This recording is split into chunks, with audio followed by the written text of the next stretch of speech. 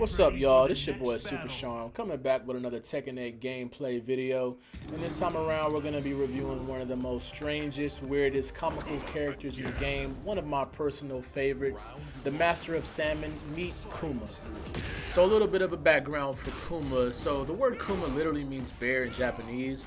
So technically, it's the name of two characters that are within the Tekken franchise series. Both are a father and son. The older Kuma was actually a bodyguard for Heihachi Mishima, and the son, which is this current bear now that you're seeing on gameplay, he is the last bodyguard for Heihachi Mishima. The original Kuma actually died of old age in the events of Tekken 2.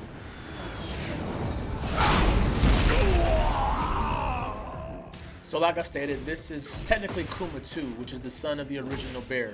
So one day while he was watching TV, Kuma saw on footage the fighter that he's fighting right now, Paul Phoenix. He immediately began training to defeat Paul in the Tekken tournament. And he also entered the King of the Iron Fist 3, which is really Tekken 3. But he was defeated by Paul in one of the preliminary rounds. After Kuma's defeat, he did decide to purge his pet friendly, comfortable lifestyle ways and decided to train in the mountains alone in the wilderness. And as time went on, his skills did improve. It improved dramatically, and he started developing his own techniques. During this time of training, he would occasionally go to a nearby village and watch TV through villagers' windows. And one day, particularly, Kuma did see a commercial for the King of the Iron Fist Tournament 4. Now, also knowing that Paul Phoenix would be at this same event in the same tournament, he wanted to resolve that lost defeat that he had with his character, so he decided to enter yet again.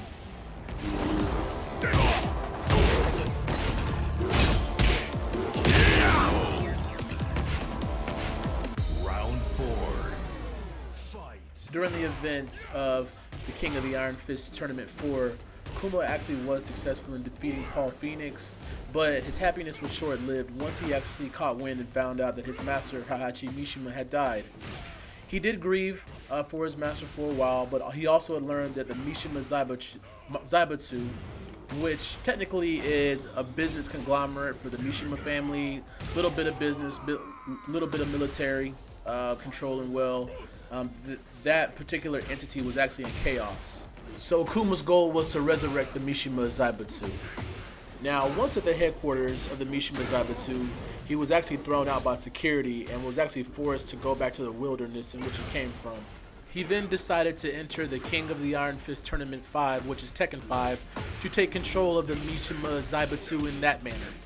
So, just a little bit of a reminder for those that don't know, if you win the King of the Iron Fist tournament of Tekken, you control the Mishima Zaibatsu. Again, the Mishima Zaibatsu is a military business conglomerate in which Heihachi pretty much controlled all the way up into his disappearance slash death. Alright, so during the events of Tekken 5, Kuma faced Paul once again and was defeated by a small margin. Now, regardless of the defeat, Kuma actually still wanted to control the Mishima Zaibatsu, only to find out that once he went back to the headquarters that Heihachi Mishima's grandson, Jin Kazama, the character he's actually fighting against now, was in full control. After Jin defeated Kuma, he was dumped out of a helicopter back to the wilderness where he came from once again. So Kuma eventually was approached by a unit called the Tekken Force, which is also a military unit within the Mishima Zaibatsu. They did find him, and they did let him know that Heihachi Mishima was alive and well.